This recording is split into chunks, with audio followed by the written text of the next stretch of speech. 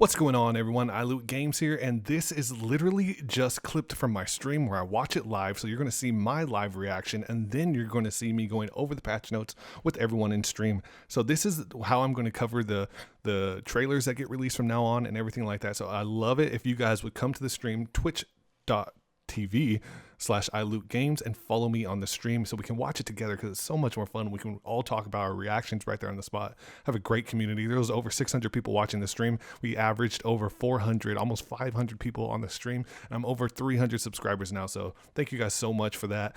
And without further ado, here's the video and here's the trailer. If you haven't already seen it, I'll link the official link to it down in the description below. And if you guys don't want to watch the trailer, you can skip to about 3 minutes and 20 seconds where I start to talk about the patch notes. So thank you guys so much for the amazing support this stream.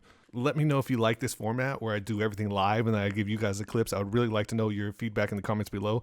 I'm going to put out a message on who won the giveaway this last week, and I also gave away 3,000 or maybe 4,000 more coins on this stream alone. So definitely hit me up, guys, if you want a chance to win. I'm giving away a ton of Season 4 Battle Passes. So that's going to be it, guys. I hope you enjoy, and I will catch you next time.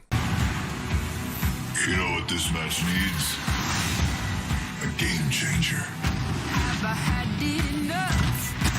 'Cause I keep wrestling with snakes. Sick of all the slippery stuff. Jekyll and Hyde in me. Another day, another road. I see you shaking. Recharged and ready for battle. I got you.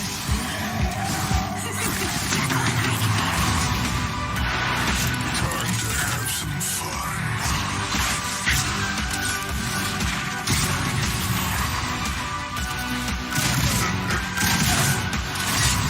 It's just a bad dream. You're sour. Changes by the hour. Never know which one I'll take. Surprise!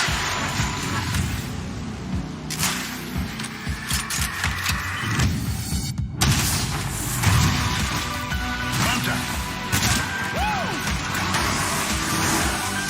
Here I go!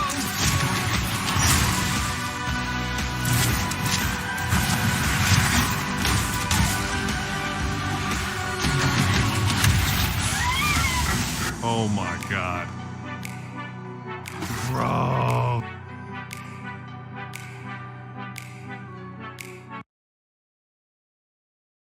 Oh my God, that was so crazy. Rip your guys' wallets. You don't like it? Dude, I'm playing it again. I gotta watch it again.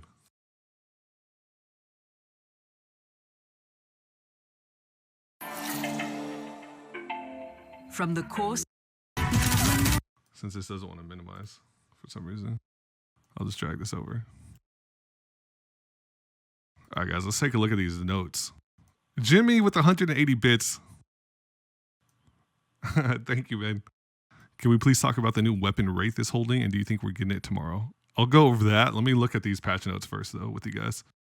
So, all right, with Apex Legends Season 4 assimilation fast approaching, I wanted to share with you guys the design decisions that drove the Season 4 map updates to the World's Edge. Our main goal for a map update on the design side is to get players to make new decisions. By the end of the season, you'll probably have your favorite spots to land, and you might prefer to rotate out of your drop location in certain directions, which in turn makes a lot of your games feel similar as the season progresses. Our goal as designers is to offer new ways for you to approach the game. So we can see now, instead of having this area, this is what it's going to look like. It's completely wrecked. Oh my God. Look at that. Wow. Wow. So you guys see all the changes? And the beautiful background is turned into chaos, it looks like. So we have this area where we saw the Hammond. We saw that teaser that was floating over this area. And then now we're going to have this giant thing over that. So that's pretty cool. It's cool to have a new area. The Planet Harvester. As you drop into World's Edge, you'll immediately see the Planet Harvester, which Hammond Robotics are using to gather precious metals from the core of the planet for reasons unknown. The red beam can be seen from the entire island, giving players a better sense of directional and understanding of the center of the map. Anyone who has played Season 3 on World's Edge knows that the fuel depot can be scary, especially late in the game, because this POI is the center of the map. Changing this location gives players more opportunity to experience the new content more often.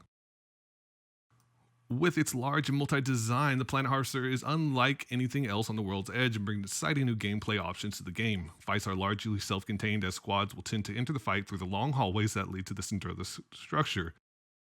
This should make third parties a little more predictable and hopefully easier to defend against. Consider the unstable volcanic nature of the world's edge. It's no surprise that Planet Harvester has caused giant lava-filled faults to rupture, splitting capital city in two. So let's see, this is what it was like before, guys. And now we get this. So we have a giant fissure down the middle.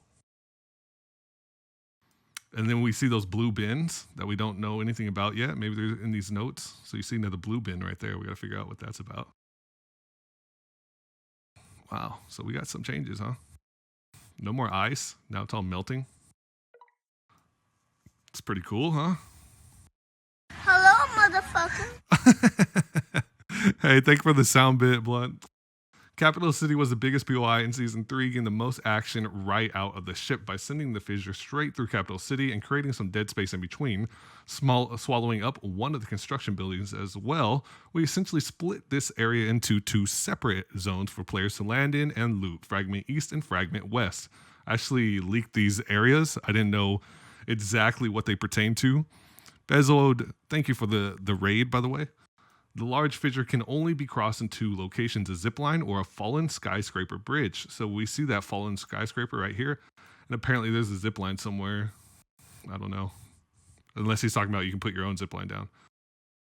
Is the construction site too hot for you? Land in Fragment East and use a Watson or Caustic to control the choke points for extra security. Of course, Pathfinder, Octane can both use their abilities to get their teams across at any location. So it gives an extra use for Octane.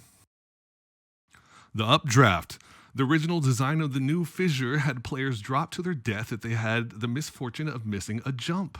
Okay, so that's what we're seeing, by the way. They're about to talk. When we saw the Pathfinder all of a sudden jump and he has a red trail behind him, and we saw Octane with him, that's going to be on here. We wanted this gap to matter for players to fight across and control the bridges as the only way to across. This let certain legends shine, Pathfinder, Octane, Caustic, and Watson, and created intense firefights. The problem was a fatal fall felt too punishing. The last thing we wanted was players avoiding the new map change because they had an unfair experience. Now, if you jump into the fissure that cuts through Capital City, you'll slowly be carried back up from the heated, pressured air and allowed to coast across and land on the other side. So apparently there's more than one way to get across. You can apparently just jump in the fissure and be blown across. This is balanced by two things. First, you take 25 damage from the intense heat and embers floating inside. This is a consistent amount of damage every time you drop back down. Second, you travel very slowly in third person while moving up the draft. You are essentially a flying loot pinata for any nearby enemy players. Competitive integrity is always a big factor. I'll show you that first. And while designing new features, and our main concern with this feature was allowing players to escape fights they are losing by sliding into the fissure and sailing away. We think the damage and slow rise make players respect the gap while in a firefight, while in calmer moments allowing players to have fun and experiment with this new space without the risk of immediate death. So that explains that. So this is what this area looked like before, which was a kind of dead area. I don't know about you guys, but no one really went here. Let's see what it looks like now. What? Okay, so now there's actually space to fight, which is nice. We see some buildings to actually loot instead of just these random loot bins there. A crane for whatever the hell that is. This is kind of cool. Maybe this will be where the Bloodhound Town takeover comes, because we see kind of like construction. We know Bloodhound Town takeover is coming. So Survey Camp, this is new. Small POA in the snowy field between the Epicenter and Skyhook. This is another camp created to relieve the pressure of locations like Capital City, Refinery, and Epic Center, or Epicenter, not Epic Center. It also creates some potentially new rotations, like moving through the train tunnel to get to Skyhook, which no one ever did. Like, who rotated through that tunnel? No one. But now you have a reason to. Because this is a small POI, we wanted to give it a little more of a draw. For this reason, we created weapon racks. Oh, that's pretty cool. They're going to have weapon racks in the buildings there. That's awesome. These are guaranteed weapons placed on racks in the small buildings of Survey Camp. You'll recognize them from the training or the firing range. This should give players who prioritize a good weapon over a premier drop location a new decision to make. Epic Enter. We're always excited to try flipping battle royale rules on their heads, and we look forward to see how this feature influences where players drop. So that's pretty cool. So we're going to have like top tier guns that are going to be sitting on the racks. So you really have to decide if it's worth it. I think that definitely is a big draw. With these updates, as well as a new town takeover coming later in season 4, we hope you are excited for the new World Edge. Okay, let me go ahead and see what else they have. Claiming, I think we already know about this stuff, right? The origami flyer, yeah.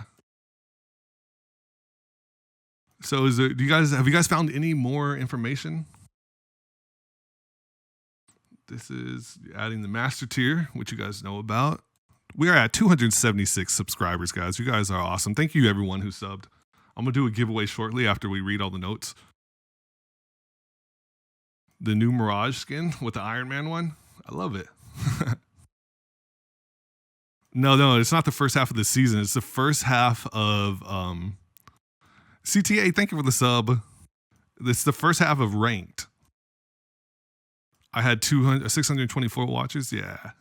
Let's give it. Dude, I got to give away some season passes. I'll give away some Apex coins right now.